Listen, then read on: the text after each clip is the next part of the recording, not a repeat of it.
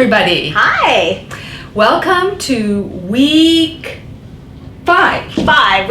Yes, fun. Losing track of time there. Yes, week 5, and today is all about the seminar, The Real Me. The Real Me. Oh, it's so exciting. I love this part. Yes. Yeah. So we have all 60. All from 60 girls Langley together. and Yeah, all in Abbotsford, one room. all together, Yeah. and they haven't seen each other since the meet and greet. Yeah, I know. It's going to be neat to see. So we're going to be heading there shortly. Yeah. We just want to tell you a little bit about it. So The Real Me is a personal development seminar. Yeah. And it's all about digging into the Digging in deep. center of your soul. Yeah. And discovering some hidden treasures about yourself. Exactly. And also looking at your past and seeing why you may be having certain behaviors today and what sort of things you can do today to improve your future. So Yes, and you're going to be talking about emotional eating as Emotional well. eating, Yeah. yes. I love it when you talk about that. It's always such a great thank topic. you. Yeah, I love doing it. It's fun. All right, so we better get in there. Okay. And we'll talk to you afterwards. Sounds good. Bye. All right, ready? So how many people want to know the quickest and easiest way to find your life's calling? Yes. Yeah. I need 5 volunteers. All right, so this is what we're going to do. We're going to go one at a time, and you're going to look at me, and you're going to go, my name is, and say your name. And then you're going to look at me, and you're going to go, Trish, what should I do? Okay? My name is Tara, and Trish, what should I do? Tara.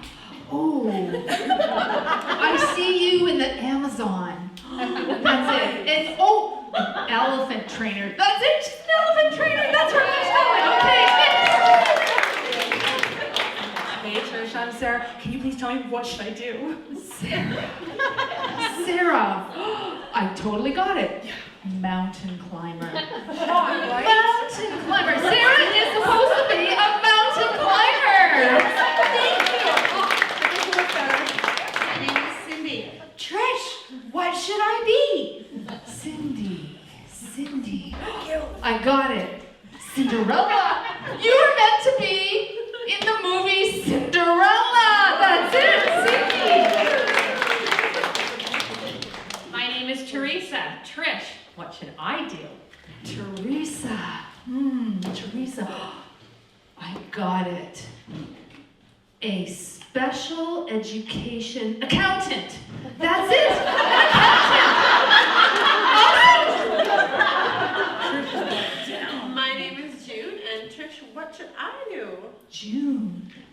Oh, goodness. Oh no. Wait, it's coming. Swimming instructor and teaching the whole world a new way to swim. That's it. All right, let's give these guys a big round of applause. Wait, you guys don't leave yet. Okay, so how many of you noticed that there might be some possibilities of inaccuracies? Wait, Carol, great from our Amazon one. Yeah. Did anybody know everybody thinks I'm right? Yeah. I actually can see June doing something. How many here notice I might be wrong? How many here notice I might be wrong? Because I hate swimming, and I All right, let's give these guys a big round of applause. You can go sit down. Okay, so how come I was wrong? You're not them. I'm not them, so how come I didn't know? How come I didn't know? Because you didn't ask them any Because I don't know them. I don't know them. So how can I just say what they're going to do when I don't know them, right? So, I have another visual. Know myself. You know what? If you want to know who you are and your mission in life, you actually need to know yourself. Now, how often in life do you get uninterrupted time to answer questions about who you are? Never. This is about you diving into your own soul and who you are. So last night we did what's called Journey to the Center of Your Soul. Anyone see the movie Journey to the Center of the Earth? Yeah, that's where I got it from. because it's a hard journey. The movie, you know, it's a hard journey to get to the center of the earth. And it is a hard journey to get to the center of your soul. Okay, so what's that? It's not a donut. What is it? It's the earth. And in the middle is the center of the earth. Or it's your body, and then you took a journey into the center of your soul. All right, so I think it's safe to say that everyone here we were out here last night in the beginning, and I think we're all about here right now. So what we're going to be doing next is, now that we're here in the center, we're going to do some exploring. And now we're just going to look around. So in a moment, we're going to be giving you a handout, and it's just going to be some questions to help you explore now that you are in the center of your soul. Ooh, everybody go, ooh. Okay, time's up.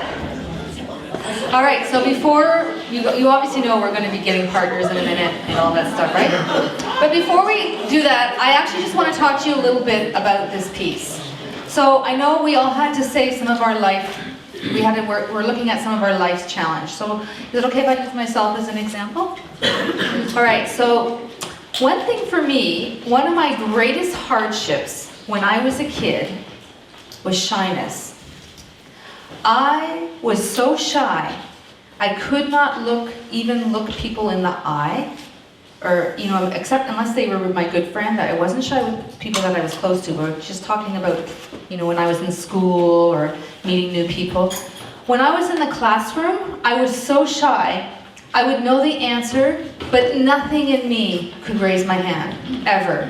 I could never put my hand up to answer the question. So that was a huge, huge barrier. I really believe shyness is a form of, it's a type of disability, because it really can keep you from, you know, meeting people and becoming who you are, because you're just so shy. Can anyone relate to the shyness? Okay, this is what I would do in grade 7. I remember we just moved to a new school, moved to Nova Scotia. I knew nobody, and I was suddenly at a school that was grade 7 to 12, and I was so shy. But I was embarrassed that I had no friends. And so at recess time, I would go to the bathroom, and I would just take the longest time to go to the washroom. I would just take like 5 minutes to wash my hands. I would sit in the stall a little longer, and then when I'd come out, I'd walk really slowly. So by that time, recess was over, so no one noticed that I didn't have any friends. So then, but lunch hour was a whole hour long. So I remember going, okay, what am I going to do? So I just walk around the yard by myself, and I would eat my lunch really, really slow, because we could eat in the classroom, and at least I could eat with my classmates there, and sometimes they'd say a couple of words to me, and I might just go hi back. And then I do these really long walks, then I'm thinking, does anyone notice I don't have any friends? I mean, I was that shy. It was a disability. So, but I had this incredible desire to act. Okay, they don't go hand in hand, do they? Anyways, I wanted to be an actor so bad. So I would force myself I joined the drama group, and then I would force myself to be in plays, which really, really helped. But I wanted to be an actor so bad. As you know, I got an acting degree. I went to acting school, went to Dalhousie University, worked with some great famous actors, and you know what? My desire to do that overcame my weakness of shyness. And so that actually kicked out of me a lot of my shyness. And if you would have told me when I was, 10, 12, 14, that I would ever speak, ever, in a million years, in front of a crowd, I would have been horrified. I would have went, that's just not possible, that's just not true. But sometimes your greatest weakness can become your greatest strength because you work on it. And so another thing, when I was a kid, I always had a big stomach. And so I was always working on my stomach. I was holding it in because I didn't want anyone to notice that my stomach stuck out. So I was holding it in all the time, and I was like, why do I have a big stomach? And all my friends had these flat, cute stomachs, and mine always stuck out. And I had one of those innie belly buttons, and so I was always holding it in, and I figured out that if I held it in, I did look a little thinner, and I worked on it. So, but that was my weakness, but it actually became my strength. Because then I developed all these muscles here. And next thing, probably when I was in my later teens, I'm like, oh, I got all these muscles here. None of my friends had that. And then they started to get bigger stomachs because they didn't develop those muscles. And so my weakness actually became my strength, because now I do have a lot of muscles here, and I mean, I am getting that middle-aged spread. I'm working on it all the time. But so those are 2 examples. Do you guys get what I'm saying? So when you break up in your groups, really think about, even if you haven't overcome that life's challenge yet, how it could become your strength. And for some of you, it already might be your strength, okay? But the good news is I want to share with you is when you wake up in the morning, the cells of your body have actually pushed the reset button. So if you don't reintroduce negative thinking, if you don't reintroduce negative beliefs about yourself or about anybody else or your environment, you actually have the ability, as soon as you wake up, to have a fresh, clean start. So when we say a new beginning, a new day, it's a new day. We use that expression all the time, right? It literally actually is. If we do not begin to think old thoughts and old patterns of thoughts, and we reintroduce those negative thinking, we actually do have our bodies naturally. It's just amazing how incredible we're created, that the cells will have already hit the reset button. It is a brand new day for you and me. So today, I am going to share a little bit about whole brain profiling with you, because as I talk a lot about is awareness. Awareness, self-awareness, being aware of yourself, how your makeup, who you are, being aware of your surroundings, your environment. But awareness or understanding, you can write this down, this is one of my favorites. Awareness and understanding leads to clarity, which is power. So when we become more aware of ourselves, we become more aware of the way we think. And whole brain profiling measures thinking preferences. So when we become more aware, we have understanding, it leads to clarity, which is power. And we all created to be powerful, powerful people.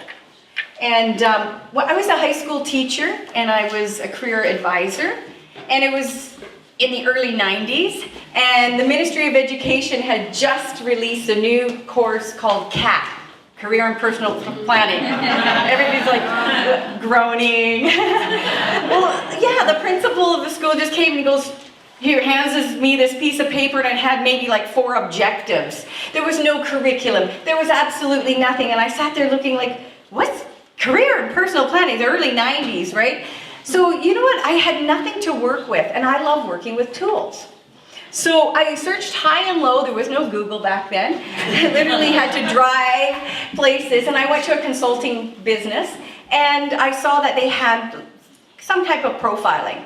So out of my own pocket, $325, which was a lot back then, I purchased this tool.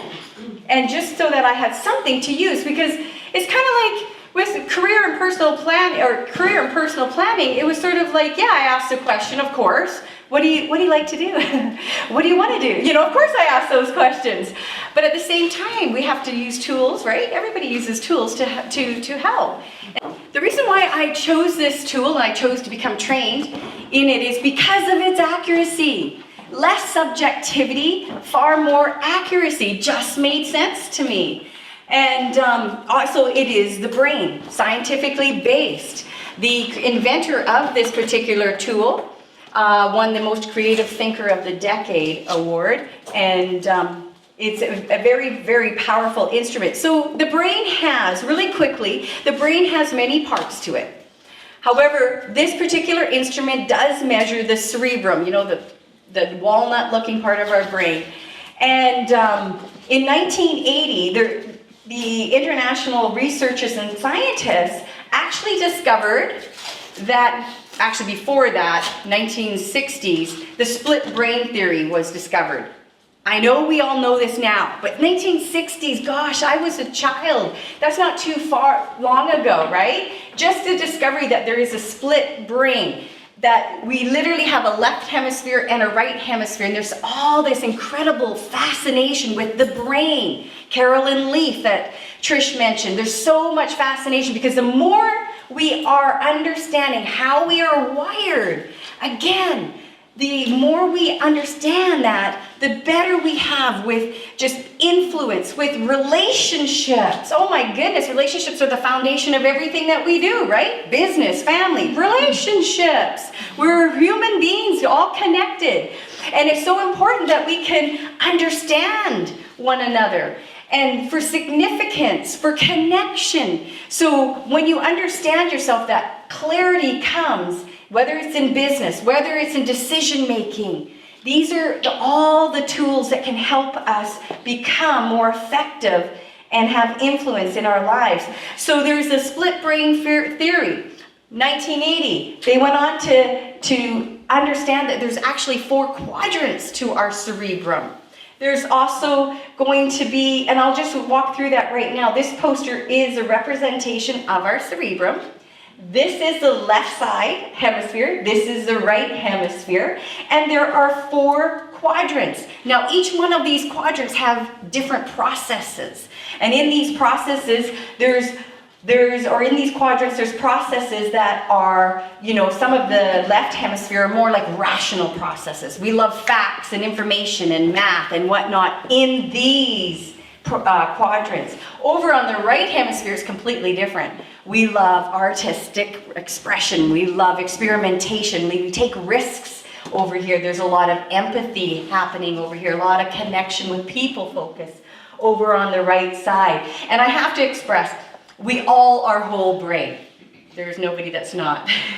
We all are whole brain. And we all use these processes. However, we are going to have a tendency of loving one quadrant over the other. And, you know, it really is important to understand that you're going to have different preferences and different parts of your brain that are operating. And this particular instrument does help you to understand not only your quadrants, there's also dimensions that are definitely, and no 2 brains are the same. No 2 brain profiles are the same, like snowflakes. Everybody's unique and different.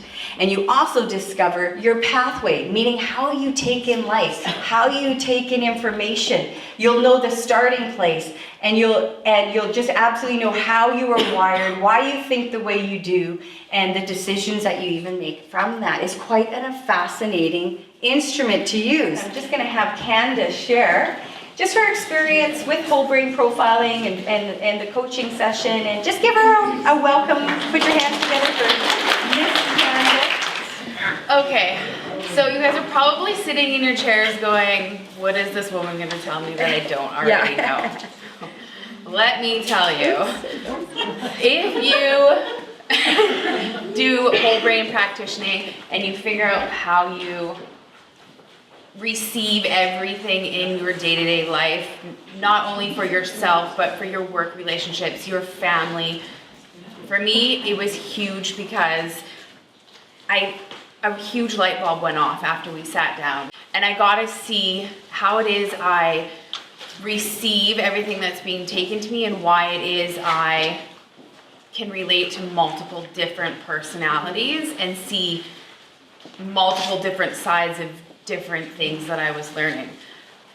It was very eye-opening for me. I thought I was down here, and I'm not. I'm everywhere. Like, I literally go from here to here to here, and really equal. So for me, I'm kind of like a chameleon, is the easiest way to say it. But when it came to my career, it changed my life. But just looking at the left hemisphere processes really quick before we get into the healthy lifestyle, you can see over here in the left hemisphere, there's a lot more, you guys can't see this, I have to explain this to you, is that there is a lot more logical and rational analytical thinking, very practical thinking as well. On the right hemisphere, guys, this is where there's experience and experiential, there's risk taking, and there's also, like I said, there's a lot of, this is our people focus right here. We're either going to be extroverts or introverts, very intuitive thinking here, which Candace mentioned. And it's important when you have a brain profile that you'll learn which quadrant or two are your highest, which dimensions, and your pathway, and it really will set you up for success in even this challenge. We call this the L1. This is the upper cerebral logical area of our brain. You can see here, if that were your highest quadrant, you would study the information meticulously, meaning, you know, what information on how to live healthily, analytically. You would weigh and measure maybe your food, which I don't do that at all. You would work out your desired weight loss, insist on scientific accuracy. Those would be your strengths if that was your highest quadrant in that logical left hemisphere there. Now the pitfall, there's always going to be a strength and a pitfall here, is that your enthusiasm and passion are going to be lacking, too critical if things don't work out as planned. Realistic view of yourself rejects the dream body that you badly want. Now if that is your highest quadrant, we'd also want to set up a plan that would help you in those pitfall areas, true? And if you go right across the hemisphere to the upper right quadrant of the brain, now this quadrant, the strengths are actually fantasize about the perfect body. Trust me, the power of visualization. Now the left hemisphere thinkers, they have a little bit of a problem with the power of visualization. It doesn't come as naturally to left hemisphere thinkers. It's really, when you say close your eyes and picture, they go, huh? Like, give me a fact and a summary sheet, I'll maybe be able to visualize that. It's a lot more challenging for left hemisphere thinkers to actually do the visualization, but they can learn. But the powerful part of being a right upper cerebral thinker is that you're going to fantasize about the perfect body. You're going to strategize, because that's where strategy is. You're going to strategize in place, put a strategy in place to reach your goal. Diets must be interesting, very colorful, not too detailed. That's details all over here. Must offer various options. Now the pitfall of the right brain thinkers, they get bored really, really easily. If they don't see the results right away, they kind of move on. And they also convince the power of persuasion. I wonder what Trisha's brain profile is. The power of persuasion. I don't really need this diet anyway. I'm just gonna go meet some friends and have a, smorgasbord. But that's the pitfall of the right brain, the strengths and weaknesses of both. Now the beautiful love quadrant, down here in the right lower area of the brain, they start enthusiastically, they tell everybody about it, they love their friends, let's connect, let's do this together, running clubs, let's do this together. You're not independent at all, it's just about the love and connection.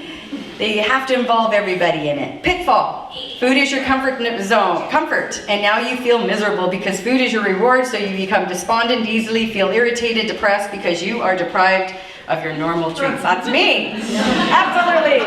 I'm over here lots in this love quadrant here, and yes, empathy and all sorts of good stuff going on there. But the pitfall is, yeah, it's my treat, it's my reward, I deserve it.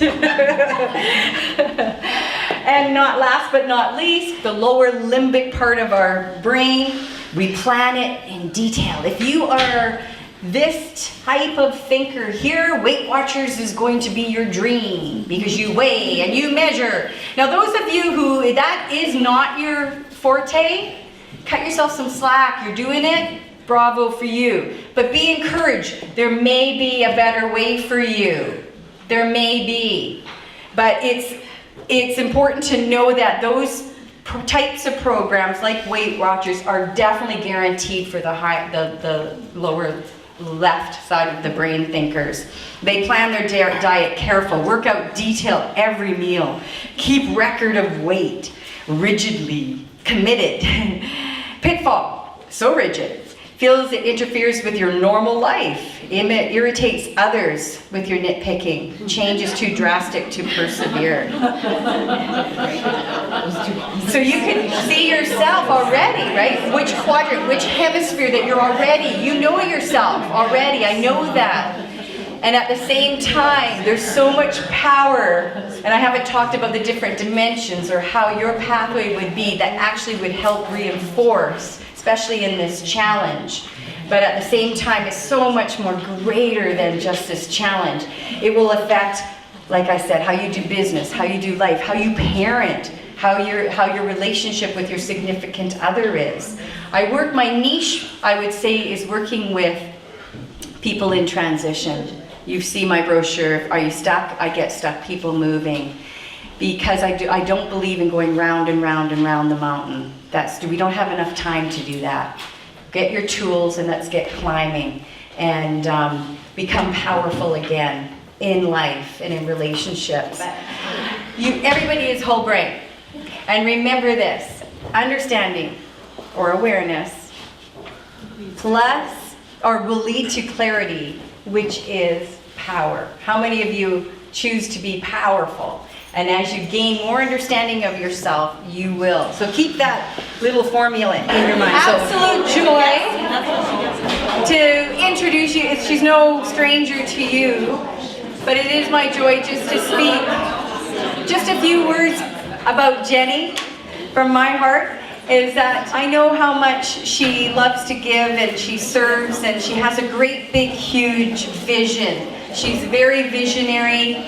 And she's also she doesn't only just have the vision and the ideas and the thoughts, but she knows how to implement them too. And that is such an amazing gift that she has.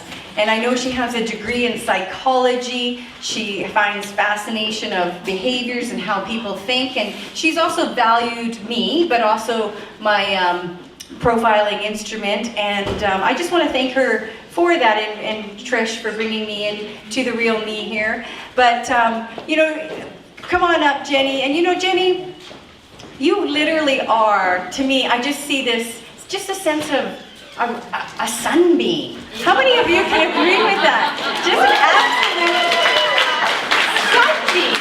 Oh, I just think she just gives away so much light and grace and so much energy, positive energy that I know I value and I know that you all value. So give her another round of applause. Thank you so much, Jenny. Thank you, and thank you so much to Kristen. What amazing profiling tool. I love it. I just love this. So give her a big hand. Now I know we're going through the voting week. It's a little bit more stressful, and some of you may be thinking this, maybe not, but some of you may be thinking that I didn't put my best foot forward. I didn't do 100%. I'm worried I might not make the top 15. Anybody feeling a little bit about that?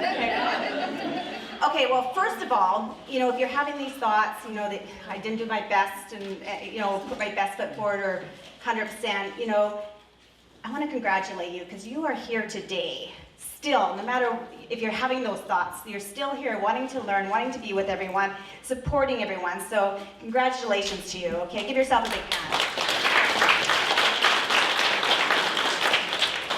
And this weekend, the real me, is a time to actually look at why you may not put your best foot forward, why you didn't do your 100%. What are things that are blocking you? Did you not feel that you were good enough to put yourself first? Are you scared to be successful? So you want to start looking at all those things, and a lot of things that you're learning here will hopefully help you identify that, right? And, of course, if you didn't, you have a second chance, right? The wild card. Who's going for the wild card if they don't? Okay.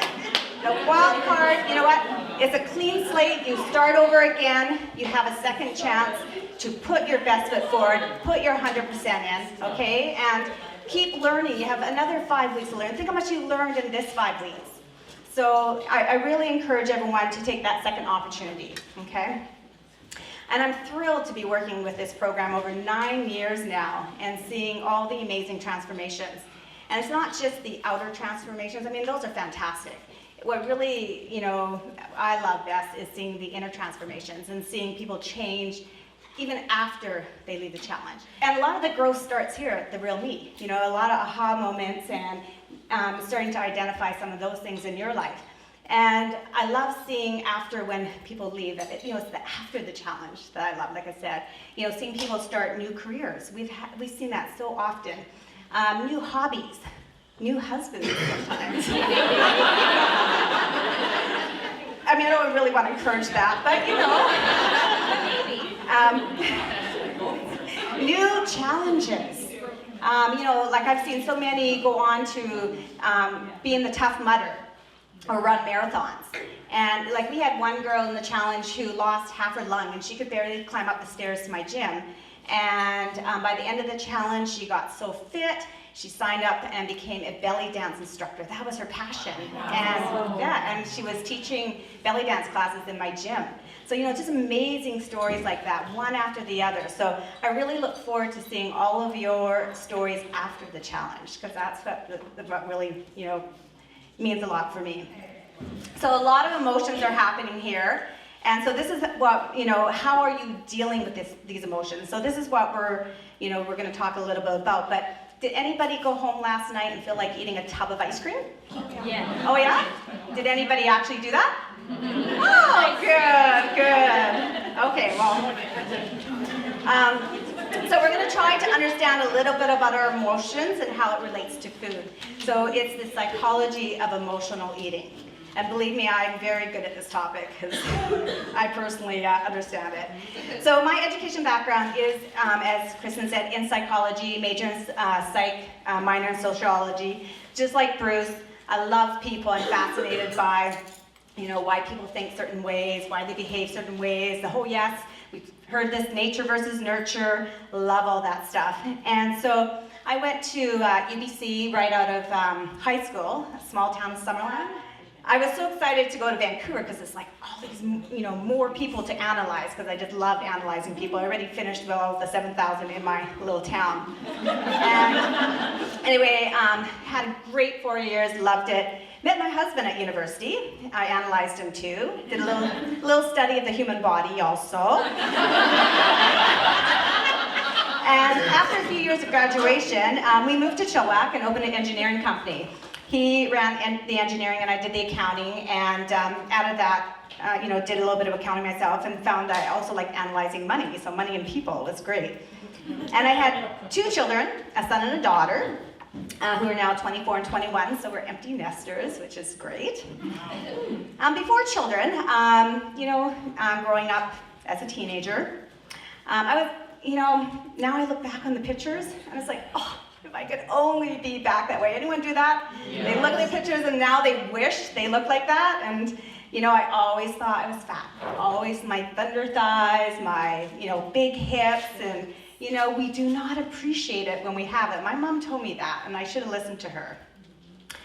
And, but when I got pregnant, I gained a lot of weight. So if I thought I was fat then, I actually stopped counting at 70 pounds of gaining weight. So I stopped, going on the scale. 70 pounds, it was so bad. Like people literally groaned when I walked into the room because they just said it looked so painful, because I was literally probably bigger out than I was up, like 5'2". And they, had the babies. And when you think it's like, oh, well, I'll have the babies, I'll walk out of the, hospital and get it back into my jeans. Yeah, well, I was one of those people that someone said, oh, what do you do? It's like 5 months ago. And, that awkward silence, they're just like, oh, shit, what do I say, right? And anyway, so I knew I had to do something. I had to get, back into, shape, fitness, my mental health. You don't feel good, right? So I got my certification in fitness and started teaching at the YMCA and the community centers. Opened a little studio in my basement and then I went on to open the ladies' gym in Abbotsford. That's how the Total Makeover came out of it. And somewhere in there, did my nutrition certification too. So through my education and experience of working with lots of women, lots and lots of women, and my own personal experiences, I have a very great understanding of the psychology of emotional eating. So we're going to talk about how the past can affect the future, what's happening right now for you.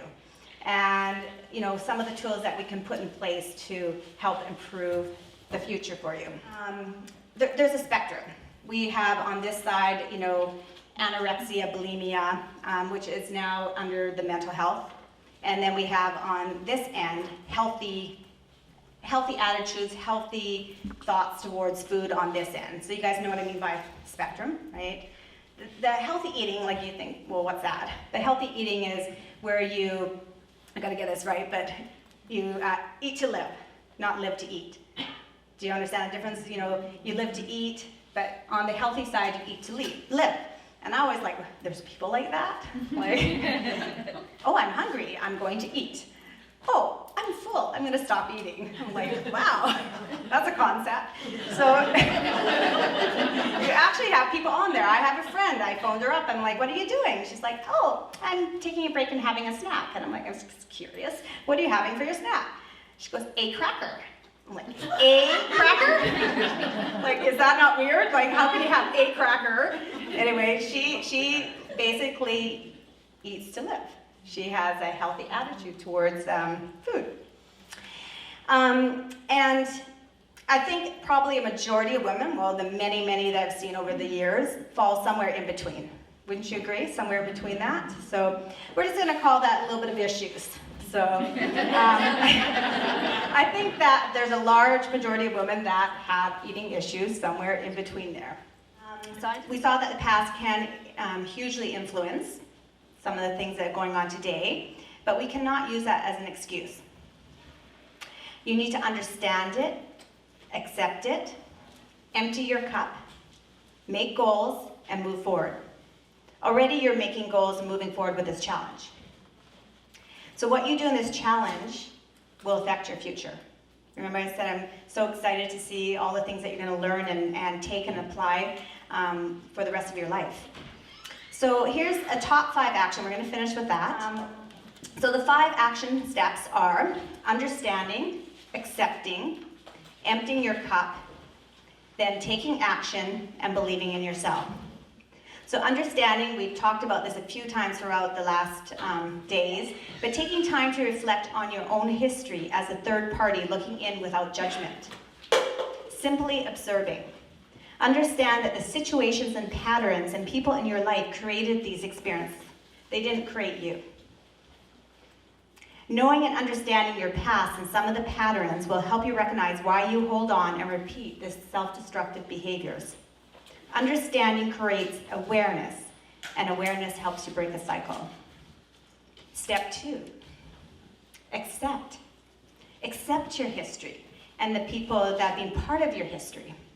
Accept your circumstances. This is who you are today. Are you not proud of yourselves? Like, all of you are just amazing, amazing people. So this is what's made you your past. So accept it.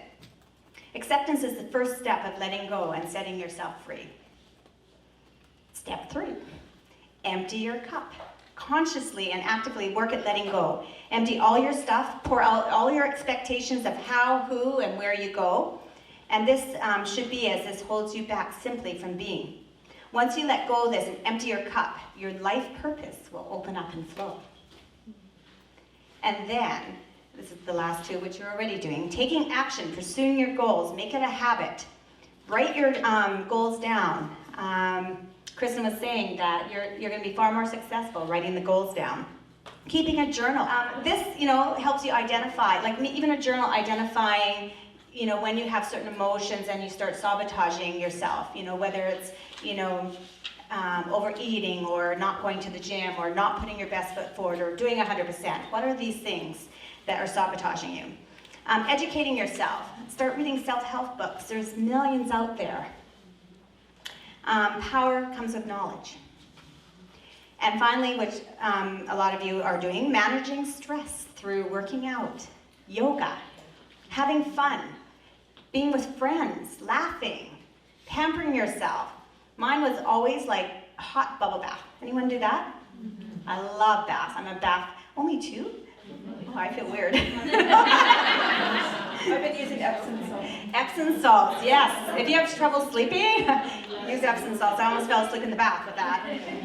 And finally, number 5, believe in yourself. Believe in your purpose. Believe that the universe is unfolding as it should, and that you have a divine role to play. Believe that holding on does nothing in fact but hold you back from your purpose.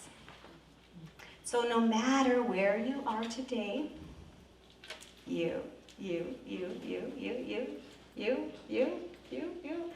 all of you have the power to change tomorrow by the decisions that you make today. And I know you guys are going to do great ones. So thank you. I'm now going to have lunch. Wow, wasn't that amazing? Oh my goodness, it was fantastic. Well, I think it was like 16 hours of intense digging deep. Yeah. Lots of crying, Lots of tissues. lots of breakthroughs. Yeah. It was amazing. I'm exhausted. Yeah. It's exhausting but exhilarating at the same time. Oh, Yeah. the stories that they told us Yeah. afterwards, how much it Yeah. impacted them. Yeah. Wow. So we had a bunch of speakers. I was one of them. You Yeah. were one of them. And then we also had Bruce Warren and Kristen Olenek Olenek. She was amazing. and Yeah. Christy And Christy, yeah. and that was awesome. and Brian Olenek. Oh, yeah, right. Yes. Yeah. Yes, we had a nice variety of speakers. Speakers. They all had amazing Yeah. topics. Yeah. And A lot of growth and a lot of, just, I think people just loved it. And Oh. the replies that we're getting right now. And, oh yeah, and, yeah. that's amazing. Yeah. Yeah, so we'll probably get more replies as they come in, Yeah. but we're getting lots of really great stories. Yes. And And the mission statements. the mission statements, Yeah, which that we was will, really neat. which that's a whole other video. Yes. When I highlight all the mission statements. Yes. Yeah. Anyways, Yeah, I think we need to. yes, we'll Go to see you bed. in a couple of days because literally it's Yeah. only a couple of days Exactly. and then we're going to be right back at it. Yeah. Okay, well, we'll see you next week.